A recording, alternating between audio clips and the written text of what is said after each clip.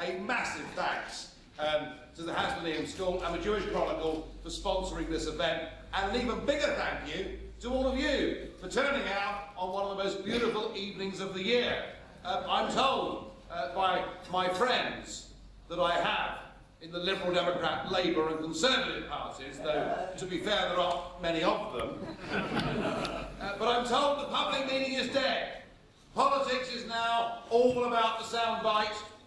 It's all about appearing on the telly, and what you really must make sure you never do is to go out and meet the public and be challenged by them.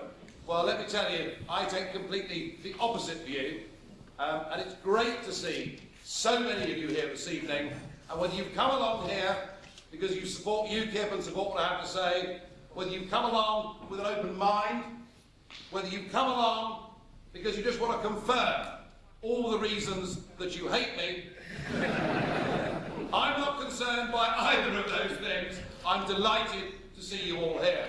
And as Stephen, our chairman, said, what happened on May the 2nd this year was pretty remarkable. If you go back to 2009, in the European elections, UKIP did do remarkably well. We came second across the United Kingdom, but everybody said, well, don't worry about that. It doesn't really matter, because UKIP will never do it in any form of domestic election. And indeed, I know myself, after 20 years of hard pounding, that it's not always been easy for a party like UKIP to make a big electoral impression. And I say this because I was in fact the party's first ever candidate. We formed the party back in September '93. Within 6 weeks, I woke to the news that the Tory Member of Parliament for Eastleigh, one Stephen Milligan, had died overnight in what some may call strange circumstances. The older ones here understand it, and for the younger, ask your dads. And so I thought, well, in for a penny, in for a pound, I've joined this party, I'll be a candidate for UKIP. So I stood as UKIP's first ever candidate. And I can tell you, with some considerable pride, that by a crushing winning margin, clear blue water, of 162 votes, I managed to beat the late, great, screaming Lord Such, neither wasn't really anybody, and therefore we weren't last.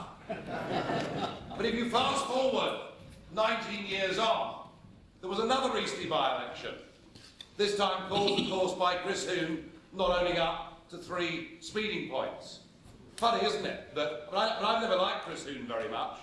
But isn't it funny that a glittering political career could be ended by something as simple as that? It all goes to show that when your granny tells you, if you're in trouble, hold your hands up and admit you've done wrong, it's the right thing to do. Anyway, Huhne didn't do that. But fast forwarding 19 years, and what happened in the second Eastleigh by-election? Well, UKIP got 28% of the vote. Amazing. The Lib Dems just held on with 31, and arguably, without the postal vote, we would have beaten them completely. And what was really interesting was this. You see, if you read the Daily Mail, I would have said the Express, but Stephen writes for them, you know. But if you read the Daily Mail, their headline the next day was UKIP deprives the Tories of the Eastleigh seat. And there is this feeling that all UKIP voters are retired half-colonels living on the edge of Salisbury Plain. And that the whole thing is some right-wing, reactionary, stop the world, I want to get off movement. That is what the British press would have you believe. And yet, if you do the analysis on Eastleigh, you find, and Lord Ashcroft did it for us, Lord Ashcroft spent a fortune finding out who had voted UKIP, why they voted UKIP, and you know, where had they come from previously. And I'm very grateful to Lord Ashcroft for spending all that money, because it saved us as a party from having to do it. And what it showed was a third of our vote came from the Tories. A third of our vote came from the Lib Dems. 20% of our vote in that constituency came from Old Labour. And 10% of our vote came from people who had not voted for any party for 20 years or more, so disengaged did they feel by the whole electoral process. So the reason, folks, that David Cameron was incapable of retaking the Eastleigh constituency was not because of UKIP's candidate Diane James and this ghastly Farage figure. No, the reason the Tories didn't win Eastleigh was because traditional Tory voters in those Hampshire villages on the River Itchen, who were used to hearing a Conservative Party that talked about enterprise, success, now have a Tory leader who seems to believe that gay marriage, the building of wind turbines, and making sure the foreign aid budget is the highest of any Western world country are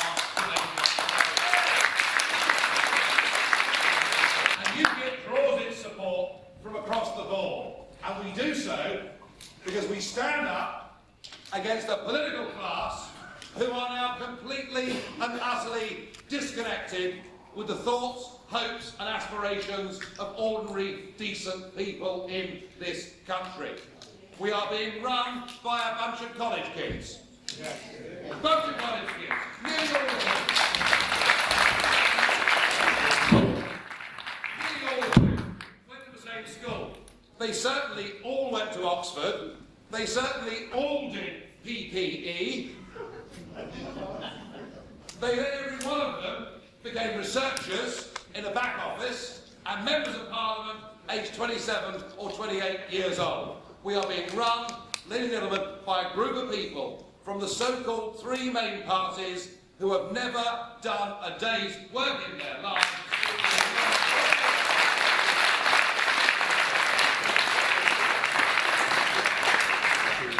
So UKIP marks a real contrast to that, and whatever my flaws may be, and they're many, but I did work for 20 years in the private sector. I worked in the commodities business. I worked buying and selling base metals, non-ferrous metals, and as I often say to people, you know, I can say hand on heart, unlike them, that I worked damn hard in the private sector for 20 years, up until lunchtime, every single day.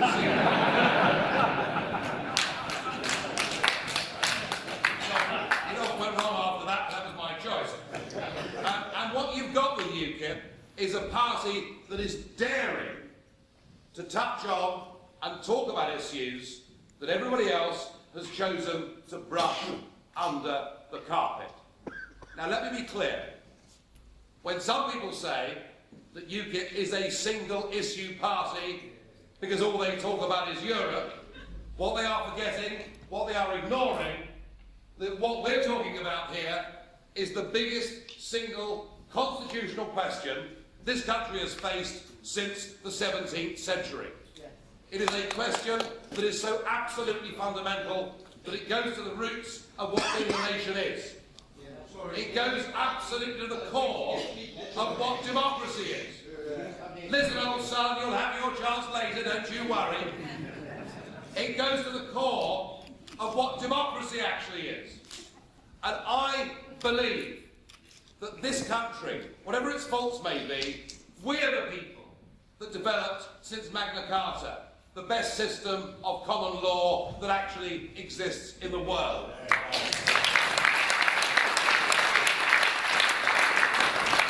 We are the people that took the original Greek concept of democracy and turned it into a concept named parliamentary democracy. And we made it, and we forged it, and in fact we exported it to the rest of the world. And we're the country. Don't anybody ever call UKIP or call the British people Little Englanders or people with a small island mentality. Far from that, actually through history, we've been the most pro-European country in Europe.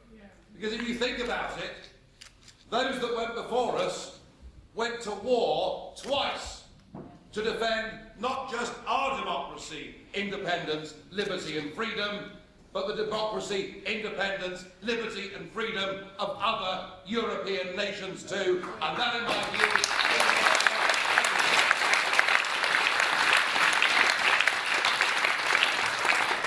and what happened in the 70s? A whole group of politicians decided that the answer was the common market. And those in this room over the age of 55 voted in that referendum.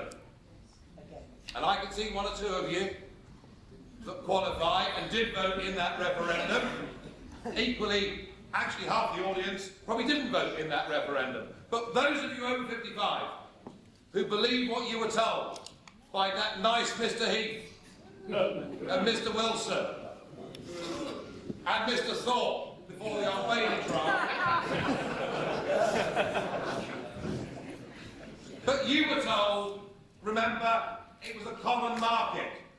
It was about free trade.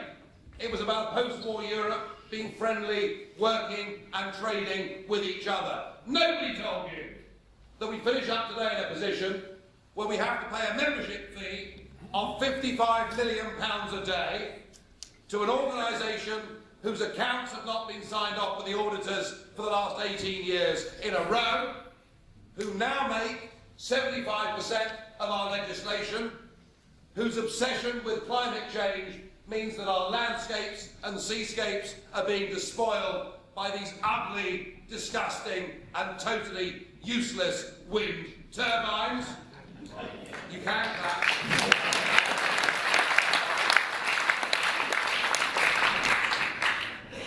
And no one told us this. And still, the three so-called main parties hang on to this crazy idea that we must be part of a European Union because it's good for business. Well, in some ways, it is good for business. It's very good for Mercedes. And it's very good for Audi. And it's very good for BMW and Volkswagen. And it's really rather good for my particular favourite exporters of Brioche. And all of that works. But we are now part of a trading market with whom we trade at a deficit of £45 billion a year. They sell us more than we sell them. Why can't we do what the Swiss do, what the Norwegians do? Why can't we have a simple free trade agreement for our international industries without the rest of us, those of us trying to run small businesses, those of us trying to climb up the rungs of the ladder to do better for ourselves and our family? Why do we need Herman Van Rompuy?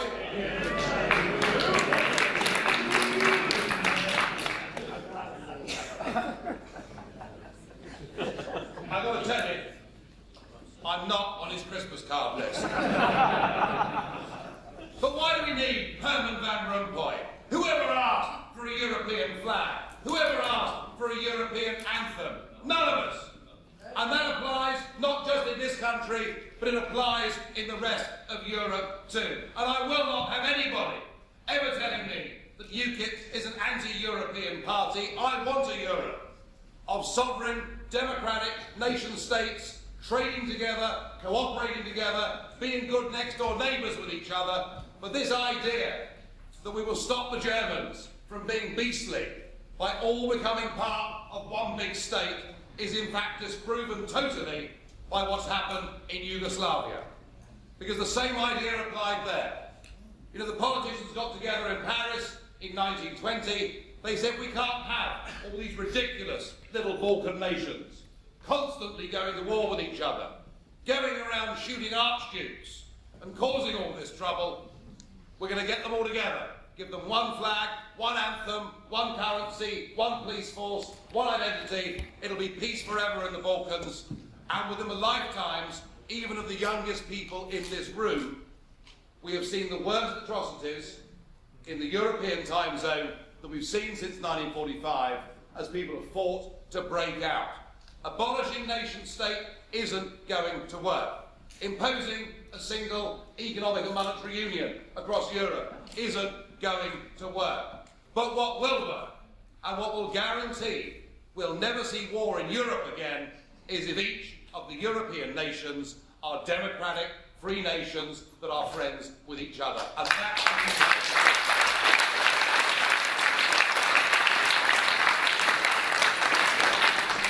the people went out on May the 2nd and they voted for us because they despise the current political class who don't connect with them. They went out on May the 2nd and they voted for us because, like us, they want us to trade with Europe but to govern our own country and respect and bring back our own democracy. But they also voted for us because we dared to touch on an issue that really had been brushed under the carpet for decades. And that issue is immigration. Now, let's just think back about British history on immigration and what is these days called asylum. But I want to abolish the word asylum. I want to go back to the original meaning of the word, which was refugee status. You know, we all understood what that meant. And this country has been the most open and the most welcoming country in the whole of Europe to genuine refugees fleeing in fear of their lives. We did it to the Huguenots back in the 18th century, and Jeremy Paxman seems to think it's terribly funny that my family were prosecuted French Protestants, that somehow I'm not fit to lead UKIP because my family originally came from another European country, all of which goes to show how the BBC completely and utterly missed the point about what is great about this country, that we are tolerant and we are open and that it matters to us and that we have values. And we did the same thing for Jews being persecuted in Russia just over 100 years ago. And we did the same thing again for Jews being oppressed in Germany and perhaps Austria too. And we did the same thing again in 1972 when that madman, Armin, said that he would massacre all of the Asians who were living in Uganda. We had a very big debate in 1972 about could we cope with the sheer numbers of people, the sheer number of Asian people living in Uganda that would come to Britain. And there were many that said that an influx of this size would be difficult to assimilate into Britain. In the end, we decided that our moral obligation was so great and that the fear of those people literally being killed by this idiot meant that we would throw caution to the wind. And we did. And 27,000 people, 27,000 men, women and children from Uganda came to Britain in 1972. I'm pleased to say that they have been one of the most successful immigrant groups that have ever come to Britain. They produced more millionaires and their children have integrated better, and it's been a huge success. But ladies and gentlemen, it is about numbers. Because what Blair did was to literally open the doors to the whole of the world.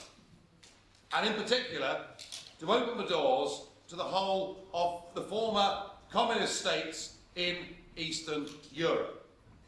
And when I talk about the former refugee migrations to Britain, when I talk about the managed migration policy that we had from Windrush up until nearly the year 2000, at the very most, we were talking about 30 to 50,000 people a year coming into Britain. For the last 10 years, ladies and gentlemen, the average number of new entrants into Britain has been slightly over 500,000 people a year. It is impossible. It is unsustainable. We do not have the infrastructure. We do not have the hospital places. We do not have the social service welfare provision for this country to head towards a population of 70 million by 2025. And that's where we're going. And what I've majored on is the fact that on January the 1st next year, we will open our doors to 28 million people from Romania and Bulgaria, countries that are far poorer than Poland or Latvia and Lithuania, and we open our doors on a completely unconditional basis. Now, I would put this to you, as I put it to the electorate in the county elections on May the 2nd this year. How can it make sense when we have 1 million of our own young people, our 16 to 24-year-olds, already unemployed, how can it make sense to unconditionally open up the borders to an uncontrolled supply of unlimited, unskilled labour? Surely the time has come for us to say, let's put the interest of our own people first.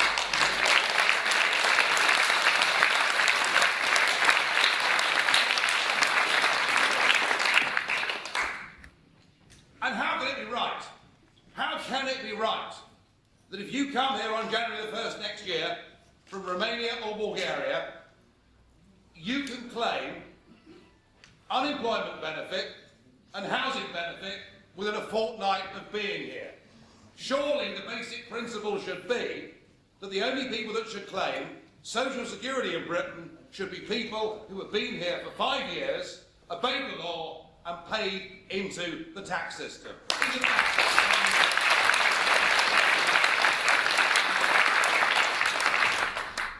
And I would also add, and this perhaps is the ultimate taboo that nobody has dared to ever raise before, but it's true.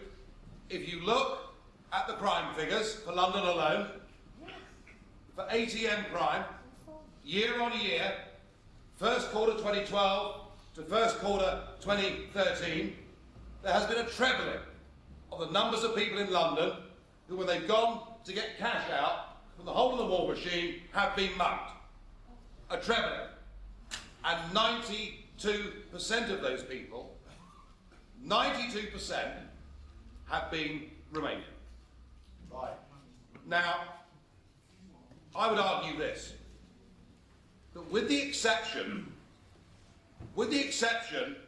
of refugees fleeing in fear of their lives, which actually makes up a tiddly percentage of the immigration figures, with that exception, that what we ought to do in terms of Britain's immigration policy going forward is not to be members of the European Union, not to have open, unconditional borders, but to follow the model that one Commonwealth country has done in the last 10 years.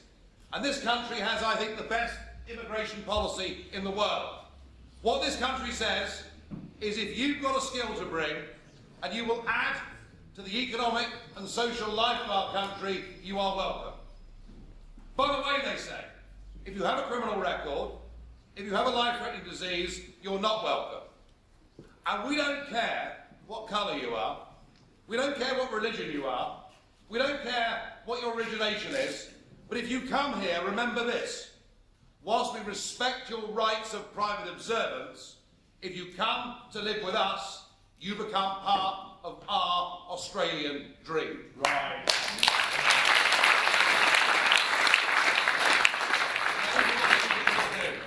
Now, there's one other area, one other policy area that I will talk about tonight, and it's this. I think that the real heroes of the British economy are the 4.5 million small businessmen and women in this country who in many cases slog their guts out, take huge financial risk, often spend their lives actually working so that the staff can get paid rather than they can get paid. And it's those small businessmen and women that provide over 60% of the jobs in the private sector in this country. There is no other group of people who have suffered more by two things. Firstly, being run by career politicians who've never had a job, but secondly, by being part of a statist, over-regulated European Union, which means they're terrified to employ people unless they have to get rid of them. They're bound up in a health and safety culture that has gone to levels that it is frankly ludicrous.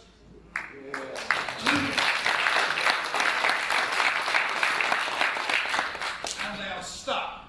They are stuck with environmental rules as a result of Europe's total obsession with global warming, which may or may not be happening, but even if it is, what is the point in beggaring British industry with expensive electricity when the Chinese and the Indians have already said they're going to build 900 new coal-fired power stations over the course of the next decade? We've got to free up enterprise in this country. We've got to give our small businessmen and women an opportunity to go out and create wealth for themselves. Because if they create wealth for themselves, they'll pay taxes.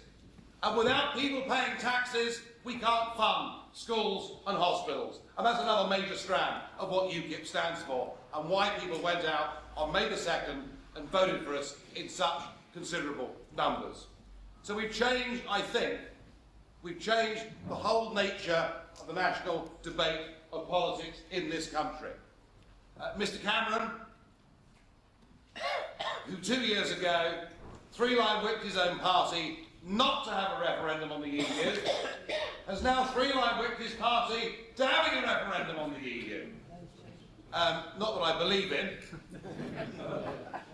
I mean, would you buy a used car from David Cameron, you know? I mean, given that he gave us a cast iron guarantee just a few years ago, and then let us down very badly. I wouldn't believe him personally, but reflect the fact that he's changed. Ed Miliband is now apologising for immigration that happened under the terms of the Labour government. And Nick Clegg is apologising for virtually everything that has happened since 1066. So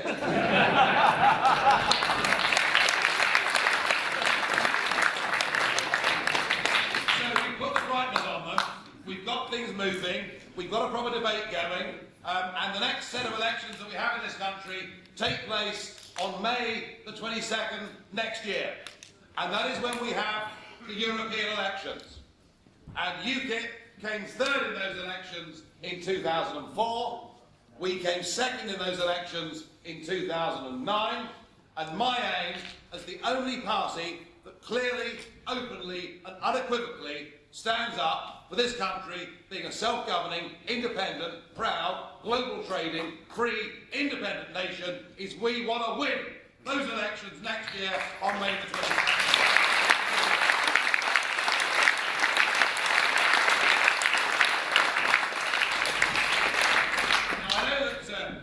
Stephen is going to question me on specific Jewish affairs, and that's fine, but I want to say this to you.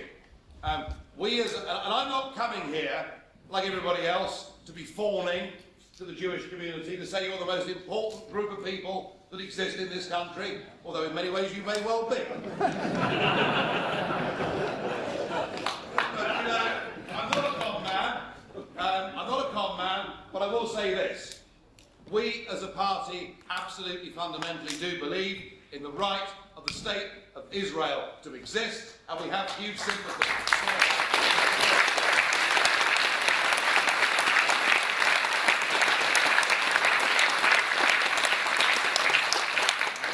We have, in the European Parliament, absolutely done our bit. Shimon Cohen, who's here somewhere, has been lobbying very, very hard on Chiquita, where there is some very serious difficulty at European level to stop these practices from happening. Stuart Agnew, who is a UKIP MEP and a farmer from East Anglia, in fact went and visited in the East End of London a kosher slaughterhouse and wrote a report saying that on balance he thought the methods being employed were far better than those being used in the standard abattoirs across the rest of this country. So we have stood up and we have fought for these issues. Indeed, I was reminded today that the new UKIP head office has moved into a building called Moss House, named after Stephen Moss, whose father was chief executive of the Jewish Chronicle for many years.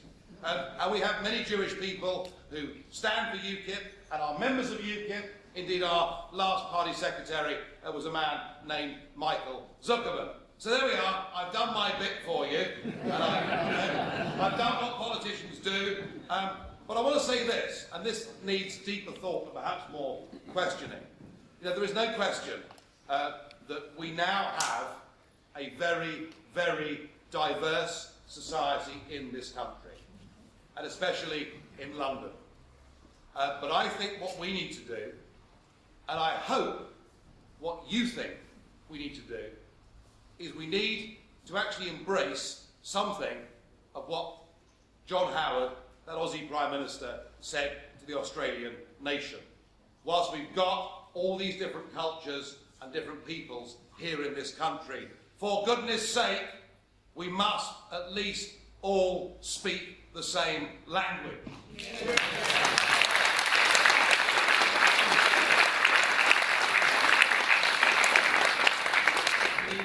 genuinely shocking to travel now on public transport in many parts of London and literally to feel, am I the only person here that is speaking English? We have gone through 40 years of state-sponsored, taxpayer-funded multiculturalism. And the idea of multiculturalism has been to exaggerate the differences between all of our communities. And I believe we must go for the opposite approach, which is to respect each other, respect our differences, respect our religions, respect our private observance, but to be bound together with one absolute aim that we can all share, whoever we are, whatever our religion, and wherever we're from, and that is unashamedly, we are going to be patriotic about Great Britain, and we want Great Britain to be democratic, free and global. If it's all so obvious, everything you've said, it's all common sense as you put your last tour, why are UKIP the only one saying it? Oh, the ability of the political class to get things wrong wholesale is not new. And I'm going to be really controversial here, Chairman, and point something out that may appall some in this audience, but it's true. From 1933 to 1936, virtually the entire British establishment, including Lloyd George, the hero of the First World War, including, during his brief tenure, Edward VIII as king, most of the British aristocracy, virtually the whole of Fleet Street, and a vast majority of Parliament thought Hitler was a very, very good man. After the Sudetenland, they all didn't think he was a good man, but they thought he was containable. And there was nothing too much to worry about. And the only person that warned from 1933 onwards, clearly and consistently, with the support of 20 backbenchers who were mocked and derided in cartoons in the Time newspaper as being warmongers, lunatics, eccentrics, I would say cranks, gadflies and fruitcakes, but that was later. And the only people that stood up to it were Churchill and a small crew in Parliament. Do not underestimate the ability of the political class through groupthink to get things wrong. They've done it before, and they've done it on this. So, but in the real world, isn't the reality that you are, and this is not necessarily a bad thing, but that you are a protest vote? That you are, if the Liberal Democrats were not in coalition now, it would be the Lib Dems, as traditionally happens between elections. There's no vehicle through the Lib Dems anymore, so people have turned to UKIP. I think many of the Lib Dem votes were protest votes. I would agree with that. You know, when you voted Lib Dem, it was to a large extent a plague on both your houses. I'm going to vote Lib Dem. But nobody ever knew what the Lib Dems actually stood for, other than their general marketing that they were nice. Well, in fact, they're probably the nastiest bunch out there, but there we are. As we saw with the way Charlie Kennedy was removed and the way that Ming Campbell was removed. Nobody that votes UKIP is in any doubt of exactly what we stand for. Our policies, we wear them on our sleeves, we're not ashamed of them, we're actually rather proud of them. And I first heard this protest vote idea the morning after the Easter election. You know, the BBC said, it's a protest vote. And Ken Clarke came on. I like Ken Clarke. Isn't he wonderful? I mean, there we were. No, he's wonderful to me. The Sunday before the local elections this year, I was in the kitchen, I was washing up, honestly, I was washing up after breakfast, and Sky News was on, and they said, we're now going to Kenneth Clarke's garden in Nottinghamshire. And there, wearing this bizarre turtleneck arrangement, was the former Chancellor of the Exchequer, looking like he'd been dragged through a hedge backwards after a heavy Saturday night, saying UKIP are all a bunch of clowns. And I think he must have put 2 to 3% on our vote. So thank you very much. I'm actually thinking at the UKIP conference this year, perhaps inaugurating the annual Ken Clarke Cup for services to Euroscepticism and British independence. So I'm used to all this rubbish. I'm used to all this abuse. Do you know what? None of it means a damn thing. And actually, whatever they say, it doesn't really matter. Whatever they say about us doesn't matter. And whatever they tell the public now almost doesn't matter. Our loss of faith, our loss of belief, our loss of deference for our political class is now so total that I think we're going to head into a period of massive political change, and I think UKIP are going to be the catalyst for that change. I really do. Okay. Let's deal head on with one of the issues that I think most disturbs a lot of the Jewish community. You've been very clear about the fact that you will have no truck with racism and those kinds of issues, and that you're not a repository for ex-BNPites and those kinds of issues. However, there is a pattern, isn't there? I mean, if one looks at things, you know, David Cameron's dismissal of you as fruitcakes and loonies and closet racists, there is a kernel of truth in some of that. You may not be. But if we look at some of the activities of UKIP members, you had council candidates in Rotherham and Leicester who had links to the BNP. You had a candidate in Sussex who accused Jews of engineering the Second World War and talked about how important the Protocols of Zion was for understanding the world. Lord Willoughby de Brooke, one of your spokesmen in the House of Lords, talked about austerity as being austerity macht frei and the way the Germans operated. And when it was pointed out to him how offensive this was, adamantly refused to apologise. I mean, there is a pattern, isn't there? It may not be in the core of UKIP, but you do seem to attract these people. Well, can I just... I knew this question was coming up, and it's quite right that it does. I want to make this clear. We are the only party in British politics who actually forbid former members of the BNP or other extremist organisations from even joining our party as members, and I've got that written into the constitution of the party. All right? The Labour Party have former BNP councillors who've defected to them, who now sit as Labour councillors in places like Stoke and other parts of the north of England. You know, you can comfortably leave the BNP tomorrow and join the Conservative Party or the Lib Dems and become an officer at local level. So we have done more than any other party in British politics to make sure there are no extremists in our ranks. Have we been caused embarrassment by some people? Yes.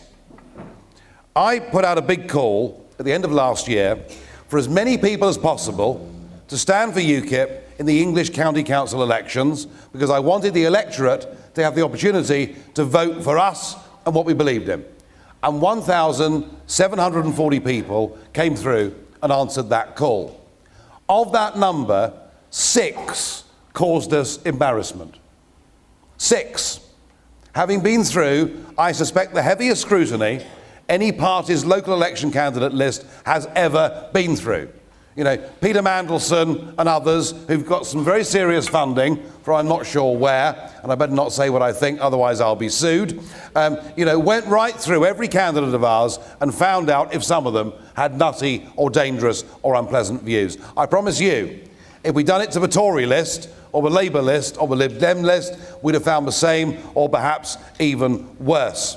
And in every case, Stephen, anybody, any of those half a dozen, who have brought the party into disrepute by breaking our constitution and our basic charter have been got rid of. It is just as simple as that. And I know that our opponents will do all they can to throw the racism and extremism and the homophobic card and whatever else they can. But all I would say to you is, go and look, at any UKIP meeting of UKIP members and there are one or two in the front row here that I know, and you will find an absolutely huge cross-section of people from right across this country. We are not about racism. We are not about extremism. What we are about is making the word patriotism respectable again and ownership by us and not by the extremists.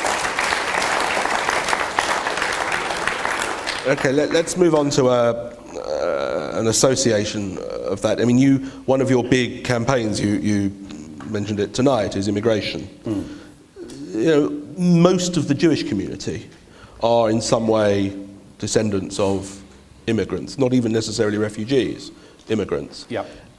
There is a feeling, I mean, everybody has their own different views on different matters, but I'm interested in what appeal you think your anti-immigration campaign is, the specific appeal to a community that is descended from immigrants, how you think that would appeal to my us. appeal to the Jewish community on this point would be that, like you, I'm a refugee. All right? They were going to burn us at the stake, and so we came to England seeking safe haven. So I think there is some degree of commonality there. On the basic question of immigration, I think in some ways the UKIP values will chime with large parts of the Jewish community who believe in self-reliance, who want their kids to be educated well and have good schools to go to. And if the UKIP policy of bringing back the grammar schools in our cities succeeds, there'll be far better opportunities for Jewish children and children of all backgrounds. I think the fact we're pro-free market, we believe in business, and I've worked in business myself for 20 years, again would chime with many parts of the Jewish community. But I want to repeat this simple point, that immigration, including refugee status, from 1950 until Tony Blair got in, ran at 30 to 50,000 people a year, and that it's now been running for the last 10 years at 500,000 people a year. I think, as a French Huguenot descendant, that that's too much, and I would wager that many in the Jewish community would think that is too much. I mean, let me ask you, how many people here think that immigration into Britain, running at 500,000 a year, is sustainable and a good thing for this country? Hands up. And how many think it's not sustainable and we must cut the numbers down? Well, thank you very much. Your question's answered. Okay, let's talk about... Being a bit cheeky, I'm sorry. No. Let's talk about schools. You talked about your policy of a grammar school in every town. What's your position on... I mean, there's some controversy, a number of Muslim faith schools that are perceived as teaching... as hotbeds of radicalism, as it were, of inculcating radical ideas into young children. What is your position on Muslim faith schools? We have to apply equal standards. The law is the law. Whatever your religion, whatever your background, the law of the land in this country absolutely simply must apply. And there is no way that a Church of England school would get away with preaching anti-Catholic hate. You know, the inspectors would be in there, before you could say Jack Robinson, wouldn't they, and close the place down. And by the same token, if through parental choice we're going to have some Muslim schools in this country, albeit with the 15% from other religions that the legislation would demand, if we're going to have Muslim schools in this country, the same laws must apply, and they must not be able to spout anti-Jewish hate without the same fear of being closed down. We must apply the law of the land equally. I'm a Christian, I'm a somewhat lapsed, but I'm still a member of the Church of England, and I can't tell you how absolutely shameful I thought it was that the Archbishop of Canterbury, Rowan Williams, actually said that we should tolerate and allow Sharia law in British cities. How dreadful. So let me ask you, I wanted to get you onto the question of faith schools and where you draw the line, because I want to ask you about some Jewish faith schools. An issue that's provoked some controversy in the last month or so has been the demand that evolution is taught as part of the national curriculum. And in some Jewish faith schools, there is some opposition from some of the more religious side of things. I just wondered what your position is on that. I have to say, I mean, I strongly believe in free choice. I strongly believe in... You got bored? I strongly believe in parental choice, although, you know, I spent the earlier part of this week in Belfast, you know, where I saw very divided communities, and it sometimes, when I see someone like Belfast, it does make me think twice about these things. I think, to be honest with you, in terms of the Jewish schools, and the national curriculum, and the teaching of evolution, I think it is actually important that all the kids in this country, regardless whether they're Christian or Muslim or Jewish or Hindu or whatever they are, I think it's actually rather important that all of the kids are given the same basic exposure to ideas. Whether they agree with those ideas or not, they must be exposed to those ideas. Right, now, you actually mentioned in your remarks Shakita and circumcision and the pressures at the European level on those issues. One of the things that you may not be aware of, the JC conducted a poll in March of this year about attitudes just generally across the country to those two issues, and one of the statistics leapt out at us, which is that 71% of UKIP supporters are opposed to religious slaughter and to circumcision. And it's quite it was by far the strongest correlation of any political party to being either pro or anti. And it's quite a striking disconnect between Depends a bit how you ask the question, doesn't it? You know, it really depends, you know, do you think this is a good thing? Do you approve of this? Do you wish to do this yourself? Or do you wish to ban this?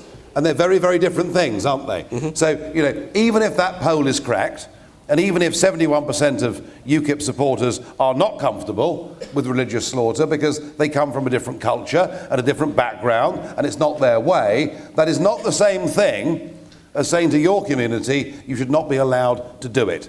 And I think one of the things that is clear and consistent in UKIP is whatever our views, whatever our disputes, whatever our dislikes, we are fundamentally a strong libertarian party that says you may pursue what you wish to pursue, providing it doesn't hurt or affect me. So I think that poll, and there are lots of polls like this, because they want to paint UKIP out to be, you know, completely turn the clock back to the 1950s and everything else, and you can prove all sorts of things with questions. That particular piece of evidence doesn't convince me of anything. So you're unambiguous in your support for the freedom for religious slaughter? Well, why would Paul Nuttall, my deputy, you know, have worked as hard with Shimon Cohen as he's done over many, many months when there is a serious threat to your customs and way of life? And why would Stuart Agnew, you know, I mean, I've even got the report here. I mean, have it, please. No, I'm sorry. I'm only asking the questions. You know, why would Stuart Agnew have actually taken the trouble to go and visit the Jewish slaughterhouse to look at it and to conclude, I repeat, that compared with the mass killing factories that have become the general abattoirs in this country, he thought the standards were incredibly high. So, you know, I'm saying that because it's genuine and it's true. And do you know what, Stephen? If it wasn't true, I wouldn't say it. Yeah. No, absolutely. I'm here to elicit information. I want to have a fight with you. Well, I'm going to open it up to questions from the audience in a second, but I just wanted to ask you a few broader questions on Israel and the Middle East and those kinds of issues. What Middle East countries have you visited? I've done business in Egypt. I did business in Lebanon. In fact, I went to Lebanon many, many times. Dubai, similarly. I've only ever been to the Middle East on business. I've never been on holiday. I did do business in Tel Aviv. So you've been to Israel? I've been to Tel Aviv once, but that was back in the 80s, and to be honest, I think I was there for 8 hours. Flew in, had a meeting, and left again. So I can't say to you that I'm a first-hand expert on the Middle East. Because I'm interested in, I mean, let's take you as you would like to be taken, as a serious political force that one day would hope even to form the government. And let's say Nigel Farage is in charge, and let's say Israel bombs Iran. which has all kinds of consequences. I mean, I'm using that as an example because I want to draw you out on this. What's your reaction? One of horror. If anybody bombs anybody, it's one of horror. I said earlier that I'm very sympathetic for Israel. I'm sympathetic because they're surrounded by states, many of whom actually want to obliterate them from the face of the earth. You know, and we in this country, ever since the Balfour Declaration in 17, have basically been clear and consistent that the Jewish people deserve and need a homeland. But can I actually answer this the other way round, if I may? And this is not being like Cameron or Clegg or Miliband, but I just wonder about our whole strategy with regards Iraq, Afghanistan, Libya, and now Syria. You know, we've been told through Blair, through Brown, and now through Cameron, that by intervening in all these wars, we're actually going to make the world a better, safer place.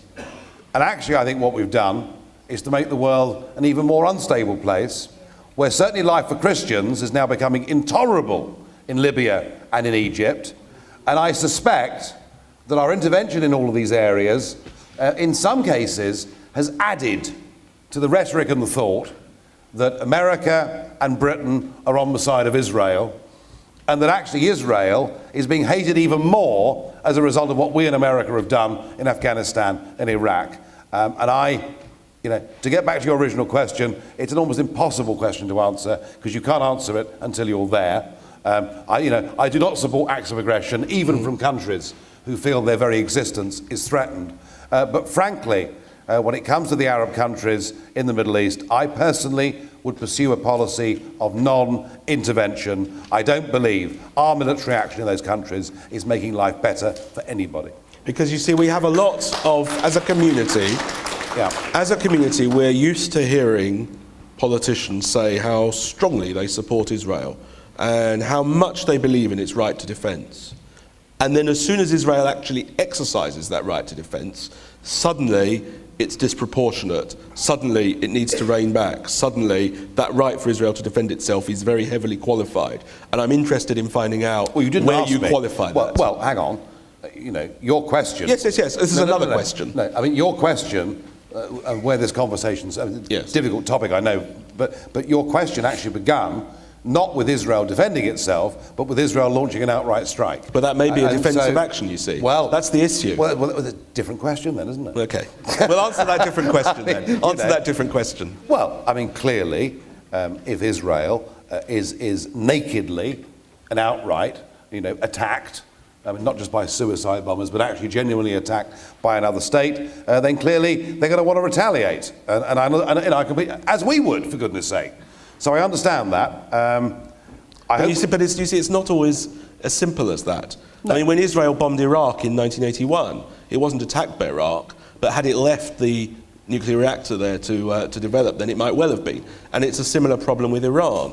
Well, I'm just interested in where you stand on the difference between... I have to say, I personally think that the West has got Iran wrong. And I think this is pertinent to us and even more pertinent to Israel. I think that the approach we've adopted to Iran, basically the sanctions approach, the cordon sanitaire approach, has been a mistake. Been a mistake because the French always, no, I shouldn't say this really, should I? But it's true. The French always break the sanctions anyway. I mean, people always break the sanctions anyway. It's a fact. Whether it's Mark Rich or the French or whatever it is, people always break the sanctions. But actually, I think by putting sanctions on Iran, we've actually helped to foster the view that certainly Ahmadinejad before wished to be believed that the West is all against them.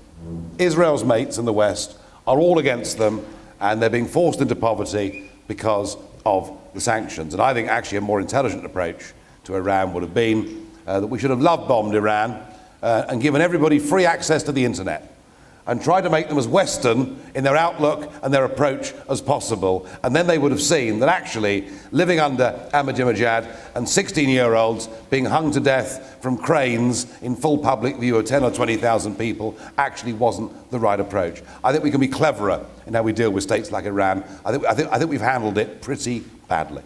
Okay. You didn't frankly have the balls to put country before party.